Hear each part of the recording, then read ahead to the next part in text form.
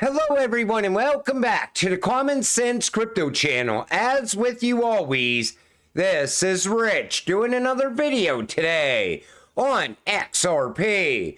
So I hope you're all having a wonderful day today wherever you are in this great world.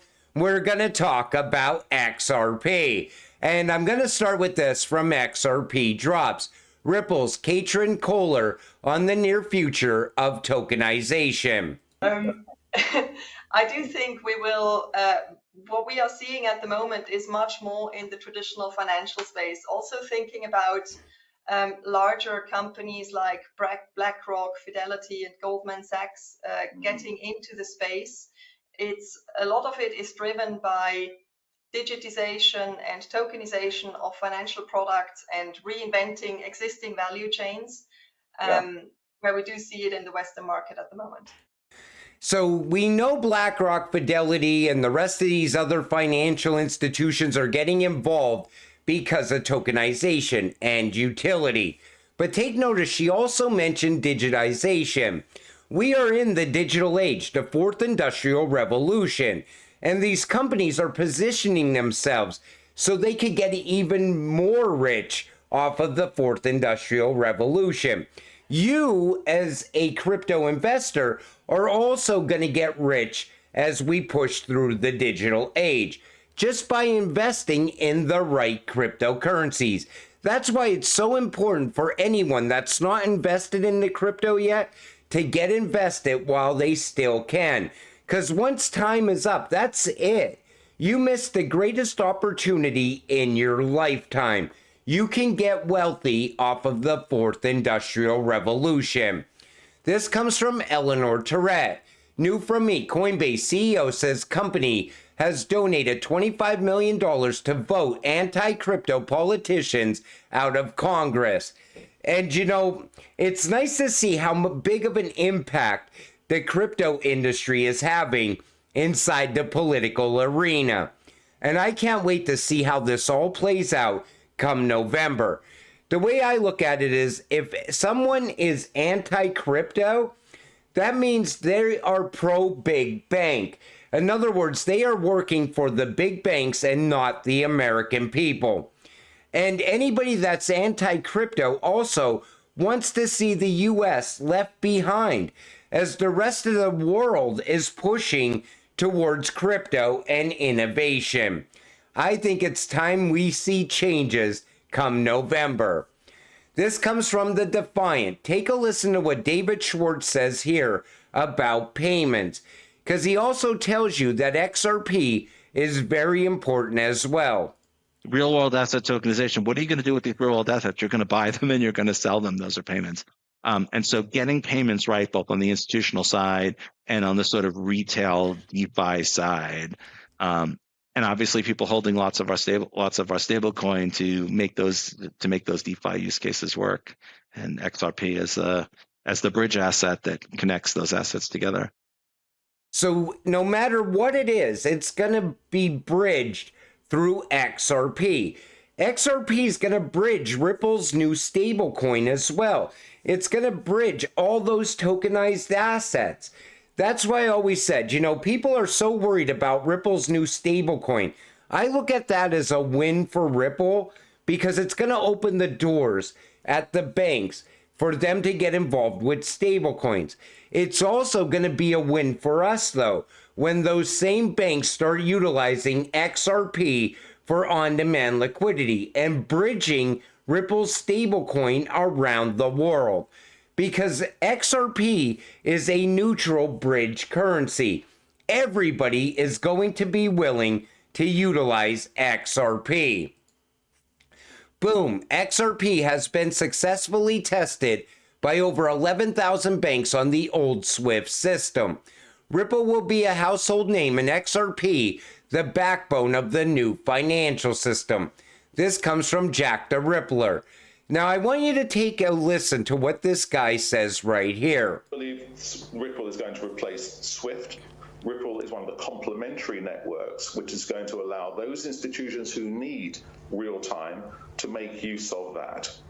And I think So what he said is anybody that wants to use real-time payments is going to have to utilize RippleNet and XRP. So who is going to be left that still wants to use the outdated SWIFT system? So he's saying first that Ripple is not going to take over SWIFT, that it's going to complement SWIFT, but anybody needing real-time payments is going to choose to use Ripple over SWIFT. It doesn't make sense. I think Ripple is going to replace SWIFT at some point in the future. Now, from the U.S. Federal Reserve, the Fed could delegate settlement to a third party like Ripple. Remember, the Fed has mentioned that in the past.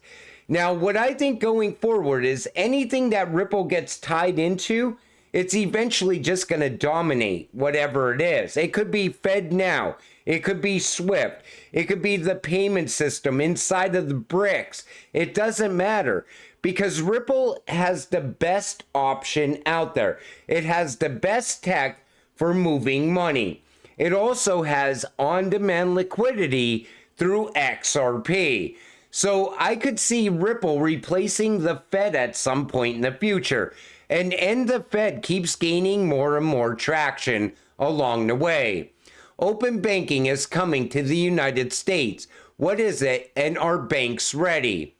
So I want to point out something right here. For its part, MasterCard acquired open banking platform Finicity in November 2020 as part of its early foray into the growing market. The company offers an array of open banking solutions, including its latest subscription management tool, Smart Subscriptions, that financial institutions can incorporate directly into their apps. And Visa is getting its foot in the door with its recently announced data tokens, which will allow businesses to request consent from a customer to get real-time personalized offers as they shop, using AI-generated insights based on transaction data. Banks will also receive a token to show where a customer's data has been shared and displayed in their mobile app, so people can decide whether they want to continue sharing data with that merchant or revoke access. So open banking is going to be a way for anyone that uses Visa, MasterCard, or even the current banking system to generate tokens that they could also use and cash in for value later. That's what they're talking about when it comes to open banking. But it also requires you to give up your data at the same time. So I'm kind of on the fence with this open banking. I know it's the path forward for digital assets, things like that. But who wants to sell off their data to the traditional banking system? That's the problem I have with it. But again, it is coming. As central banks worldwide continue to contemplate the issuance of digital currencies, a recent paper from the IMF explores the potential benefits and challenges of implementing retail CBDCs for cross-border payments. Now, I read the white paper on this, and this comes from the IMF, the World Bank, and the BIS. They're all working towards cross-border payments and retail CBDCs as well. Like I said, I'm not a fan of CBDCs, but they are definitely coming. And once you see the IMF, the World Bank, and the BIS all talking about the same thing, you know when it comes to cross-border payments, they're going to utilize Ripple and XRP and Stellar and XLM. They've talked about these two cryptocurrencies multiple times in the past. And it looks like they're almost ready for everything to start transitioning towards going live with CBDCs. Like I said, here in the United States, we'll watch it play out in other countries before it happens here. We'll know what's coming ahead of time. This is actually funny. This is Rod Armour at Consensus 2024. Take a listen to this. 99.99% of the projects at this conference are complete and utter bullshit. They have some fancy white paper, they make all these crazy claims, right? And their purpose, if we ignore, what they are trying to do, yeah. Glad that that's sort of known. But, their purpose is really to print a token and dump it on retail investors. So he says their whole purpose is to create a token and dump it on retail investors. And 99.99% of the projects at the conference are complete and utter bullshit. Kind of like what Brad Garlinghouse has been telling us for a while now. And once regulations come, the bullshit is going to come to an end. They are going to get rid of meme coins so quick that people are going to be shocked by it. I see people still saying that regulations are years away. Regulations are coming this year. And if we don't see them here in the United States around crypto by December, I think it's going to be first half 2025. But the whole world is moving in this direction. This was also very big news today. Breaking: Roaring Kitty GameStop investment hits 85.5 million profit. Keith Gill, aka Roaring Kitty, now has an unrealized profit of $85,460,000 on his GameStop investment. Both GameStop and AMC Entertainment stocks were halted multiple times due to extreme volatility, prompting the New York Stock Exchange to pause trading temporarily.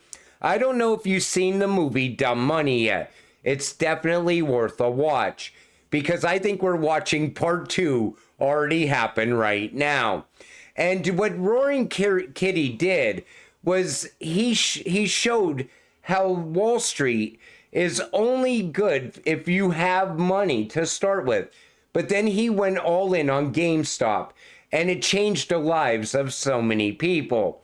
And we know as crypto investors that the stock market is totally rigged. You have to have a lot of money to make money in the stock market, unless you're buying GameStop stock. This also happened today. Warren Buffett's Berkshire Hathaway down 99% due to a glitch affecting multiple companies and wiping out hundreds of billions in value. That was also very big news, and a lot of people made some money off of that as well. Then there's the banking system. $517 billion in unrealized losses hit U.S. banking system. FDIC says 63 lenders on brink of insolvency. And yet people still don't want to believe that the bank collapse is coming. It is happening in slow motion right now. They're warning everybody that this is going to happen. And that's why I don't keep any of my money in the bank. Crypto is a better place to keep your money. This comes from Black Swan Capitalist. Saudi Arabia is not renewing the 50-year-old petrodollar agreement with the U.S., and it expires on June 9th, 2024, next week. For those who don't know, the petrodollar was established in 1974, 3 years after the U.S. abandoned the gold standard. Under the petrodollar agreement, Saudi Arabia agreed to sell oil exclusively in U.S. dollars in exchange for U.S. military security and economic development assistance. Now you know why gold is moving. So think about that. They're not going to renew it. That means no more printing worthless paper dollars. I even said it right here in this post. That's what's coming. And a lot of people are now saying, get ready for war to break out in the Middle East. You know, it's time we go back to a gold standard. This way, all we're going to get if we continue forward with the US dollar is more inflation, more money printing, more government spending.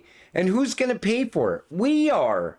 We're the ones that are going to be paying the price for all what's going on with the US government. And I think it's time for it to come to an end. Once the petrodollar's done, the money printing stops. But you know, we're XRP investors.